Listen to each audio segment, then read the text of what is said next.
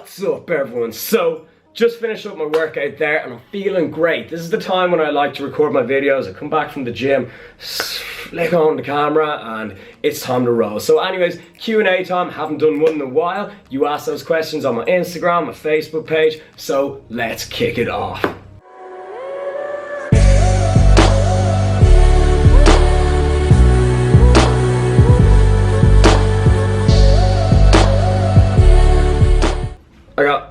Just so you know, I got my laptop here, I'm not just looking at the desk. Yo Rob, how was the last few days of Croatia? This how it was.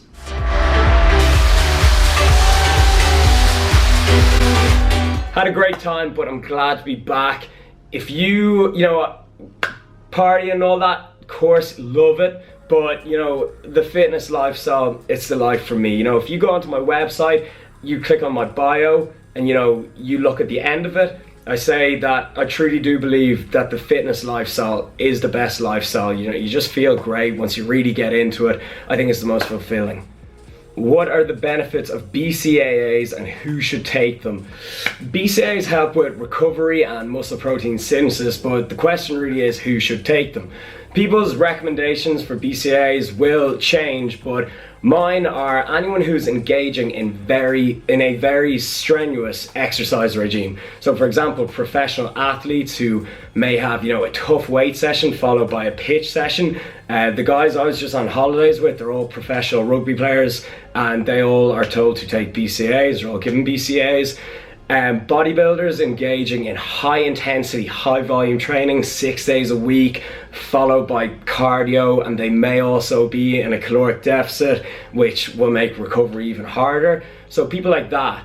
But if you're just a casual gym goer who goes to the gym 3 to 4 times a week, there's no need for a BCAA supplement, especially if your protein intake is sufficient. Cardio while bulking, yay or nay? In the past year or so, I've realized, actually I think the whole fitness industry has kind of realized the importance of staying lean when bulking. That whole, you know, dirty bulking thing, getting unnecessarily fat when in surplus is very outdated. You don't need that much of a surplus to build muscle. And if you gain a lot of unnecessary fat, you'll just end up having to spend longer to cut it off. And the longer you spend cutting, the more likely you are to encounter muscle loss. Not to mention, letting your body fat go very high is bad for your health. So adding in some cardiovascular exercise is not only good for your health, good for your heart, but you'll also keep your surplus moderate. You know, you'll lessen your caloric/energy intake. So yeah, it's definitely a good idea. What's the best diet? Anyone with their head screwed on in the world of nutrition will tell you that the best diet is one that you can sustain. I've been eating the way I eat for the last 5 years. What was the first video you uploaded on YouTube? It was just a vlog of me eating and lifting and going about my day. If you want to watch it, it's still there. Just click on my videos, go oldest to newest, and you can see all my old videos. I haven't gotten rid of any of them, but please excuse how awkward I am in them. Opinions on vegan bodybuilding. Okay, so bodybuilding nutrition is largely about hitting a macronutrient target or intake, getting enough protein in to support muscle growth and recovery, eating the right amount of carbs according to your goals, and getting in enough fat intake to support hormone regulation, amongst other things. So why can't you do that on a vegan diet? For fats, you've peanut butter, avocados, olive oil, coconut oil, nuts, I could go on. Carbs, rice, potatoes, pasta, cereal, that's the easy part. And then protein, if you're smart about it, you've quinoa, tofu, lentils, beans, which I'm big into. I eat tons of beans, great source of fiber as well. And nowadays, if you still need to get some more protein intake in, you've so much kind of protein and forced products. Like, I'm not trying to, you know, sell anything here, but on my protein, they have protein bread, which is vegan. They have protein pasta, protein rice, and they even have a really good protein powder vegan blend that I'm told is very good. I haven't tried it, but I might. And they also have a soy protein isolate, which actually has better macros than whey protein. So 2 scoops of that in a shaker, down the hatch, 30 seconds, and you're sorted, you know. So there's really no problem getting protein in on a vegan diet nowadays. It's just those people who are a bit closed-minded who say, oh, you know, Kai Green eats beef, so you have to eat beef. But no, you don't have to. And for anyone wondering, I actually do have vegan and vegetarian clients. So no, there's nothing wrong with a vegan bodybuilding diet. This is a joint question. Thoughts on the YouTuber Vegan Gains? Well, personality-wise, he seems like a very negative person. He's very disrespectful towards women, and he's built up his channel on slandering other people's names. And in my opinion, he comes across really annoying. He's hard to listen to. And in terms of his advice, I'm sure a lot of you are familiar with the term cherry picking.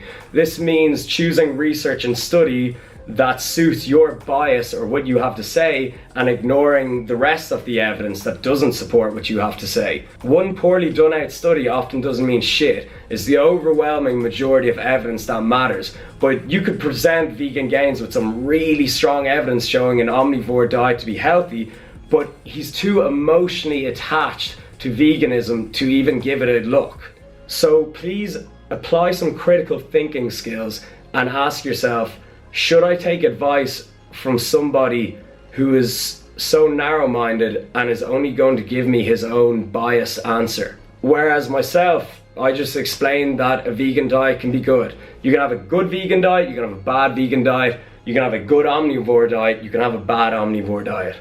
Also, to all the vegan YouTubers like Vegan Gains, Durian Rider, Freely the Banana Woman, if you're trying to make people go vegan, you're really going about it the wrong way. You've put me off going vegan because you've made it look like some crazy cult that I do not want to be part of.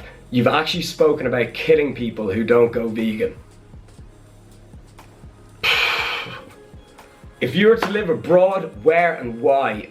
California, I would have to say. As you know, I lived there last summer and I just really liked the lifestyle. I got along well with all the people there. I actually made some good friends, and obviously I love the weather and the beaches and that sort of thing.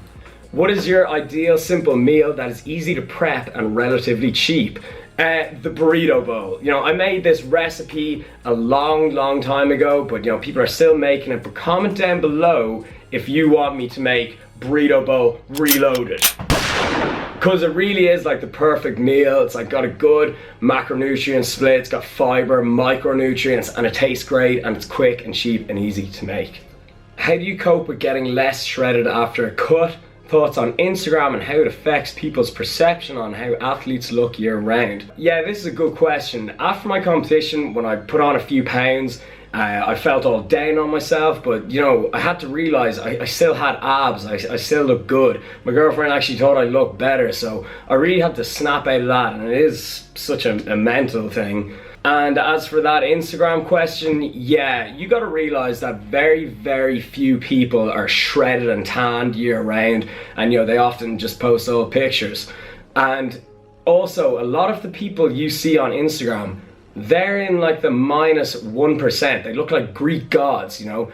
You shouldn't compare yourself to like fitness celebrities that you see on Instagram, because it's just giving off false expectations. Whereas if you actually look at the population, like, you know, the whole entire country, the majority of people are overweight or obese. So if you're relatively lean, if you have slightly visible abs, you're doing very well for yourself. Do you think 28 is too old to become a PT and try make it in the fitness industry? A lot of names in the fitness industry tend to be quite young. You know, you've Sean Thompson, he's like 20, Jeff Size 21, Christian Guzman is 22, I'm 23, I think Mark Fitt is like 24, you've Joe Delaney, he's like 25, Tavi Castro, Joseph Rakic are like 25 as well, I think. But anyways, yeah, so everyone seems to be between 20 and 25. But then there's plenty of guys in late 20s and even 30s, like Steve Cook, he's in his 30s. So while it may look like everyone is quite young, 28, no man, it's never too late. Where is Roman gone? Yeah, something I'm really sad about. We had to find a new home for him. A few of you may know, but this isn't exactly like a family home. You know, all the rooms here are rented out, and you know, strangers stay in them, you know, or rent them. It's kind of like an apartment block. The only room I have to myself is this room. So the house just wasn't big enough for him, and especially living in the city. So we had to find somewhere else down the country for him. But the important thing is that he's got a home. At what age do you think you'll slow down on fitness? No. As you get older, I think fitness gets more important. Like, you know, I am not going to be a fat old man. I refuse to be that way. I'm really going to make sure that I keep lifting and exercising and eating right until my old days. Should a skinny fat person bulk or cut first? That's going to depend on the individual, but without going too much into things, think about this. You can't lose fat when you're in a caloric surplus, but you can gain muscle when you're in a caloric deficit. When your sleep, nutrition, training, everything is on point, you can certainly build muscle in a deficit. So especially if you're a newbie lifter. So that's something I might do a full video on, but for this question, I'm going to say cut first. How much muscle would an individual lose cutting from 12 to 14% body fat down to 6 to 7%, assuming macros and nutrition are on point and strength is maintained in the gym? Nutrition on point, strength maintained in the gym, you're looking at no muscle loss. That sounds like a good cut. A properly laid out plan should result in no muscle loss, and even like I mentioned, you know, we have studies showing trained athletes to gain a tiny bit of muscle when cutting, if a cut is done right. So it may not be a significant amount, you'll always build significantly more muscle in a surplus, but there's no reason why you can't cut and maintain all your muscle and even build a tiny bit. Any advice on staying lean on holiday? I'm going to America next week and I want to minimize loss of gains. Gains with a Z, good man. Well, this is largely going to depend on where you go. Like, I was in Croatia there and there was hardly any gyms. There's literally no gyms there. And you know, the food choices in restaurants were really bad. Like, no matter how hard you tried, like you'd order a salad and it would just come covered in sauce. But whereas in America, you know, there's gyms everywhere. There's a gym on every block, and every restaurant has a healthy options. Like there's even a good few restaurants with a gym menu. Like, you know, the fitness industry in America is massive. And then, you know, I went to Thailand one year, and again, you know, hardly any gyms, and you know, poor food choices.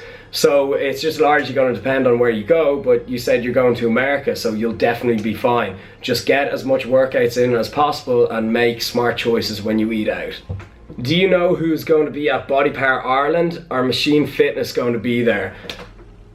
Machine Fitness are going to be there, but we're not going to have a stand there. We're all just going to go over to Ireland, just buzz around, you know, hand out clothes and stuff like that. And we're also going to have a big workout somewhere. We're going to, you know, we've got a videographer and stuff like that. So it's actually going to be just like we have a stand, because we're all going to be there. And then every evening, everyone can come join us for a big workout. So I'm really excited for that. As far as who else is going to Body Power Ireland, I know USN, Optimum Nutrition, BSN and Quest are, but it's still to be confirmed. It's a long way away, but I am so pumped for Body Power Ireland. That's my home turf. Like, you know, this is a home game. So yeah, I can't wait for it.